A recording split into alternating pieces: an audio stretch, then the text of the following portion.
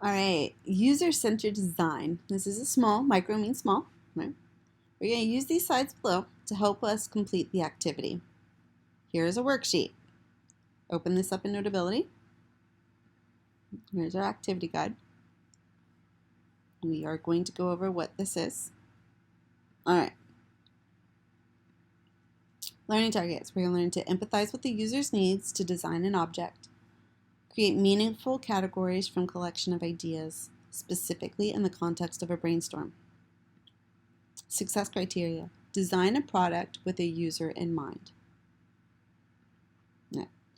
Designing for other users. In the last two lessons, we've seen that products are designed with a purpose and that different designs are more useful than pleasing to different people.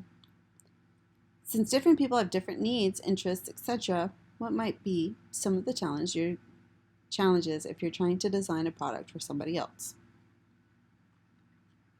Define. Think of as many different potential users of smart clothing as you can think of.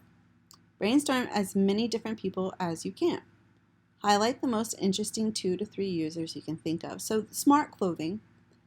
When I teach this in the past, I want you to include someone who's deaf, someone who can't hear.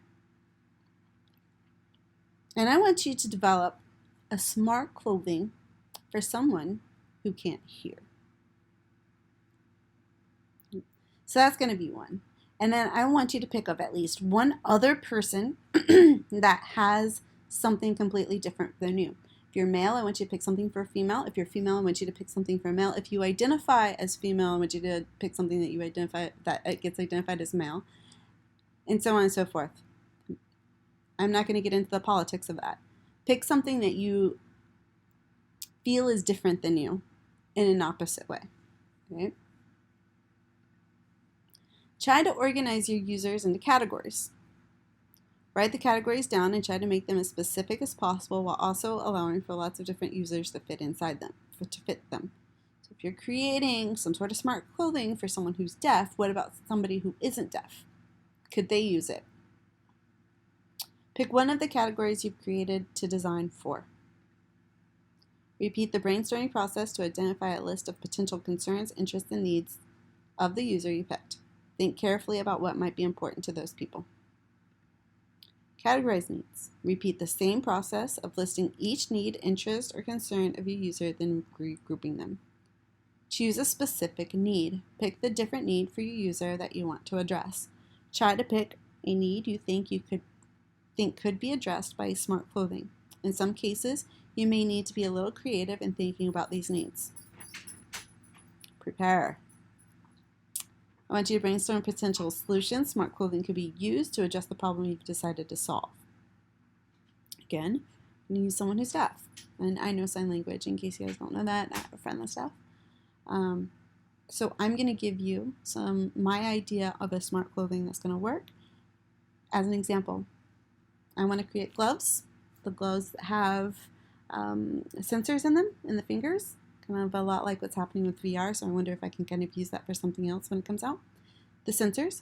So when you sign, it can Bluetooth connect to your phone, and then a deaf person can sign, and then it will translate and speak out loud through a phone to a hearing person. So that would be my smart clothing design for someone who's deaf.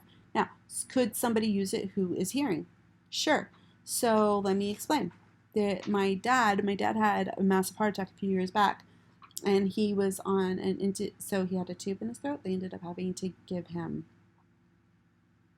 to cut his throat and put a thing in to help him breathe. I can't think of the name. Anyway, he couldn't talk at all. So could he have used, if he knew sign language, could he have used those gloves to be able to say that he was hurt or he was uncomfortable? All right. Discuss the pros and cons. Once you have brainstormed solutions, I want you to think about pros and cons of the proposed solutions. If possible, involve your family and get more people thinking about it. You should be thinking about this from the standpoint of your user, not from you. Either the specific need you choose or the broader needs you've brainstormed should guide how you value each idea. So now we're going to try. describe your product, write a description of the smart product you're going to make, draw it, a rough sketch. Again, I'm not going to critique you on if your corners are right. If you can and you're an artist, I'd love to see it because I'm super jealous. Reflect.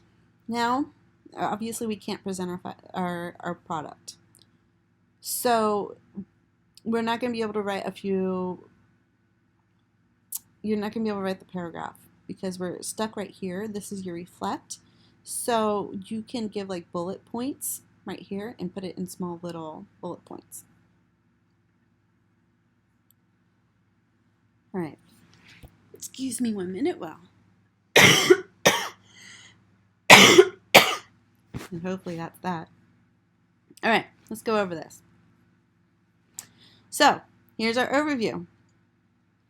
How many different kinds of people can you think might benefit from smart clothing? Like I said, a deaf person or someone who's identifies as the opposite gender as you. Categorize users. Create scraps of paper for each of your users. As a group or as a class, obviously you're going to be by yourself.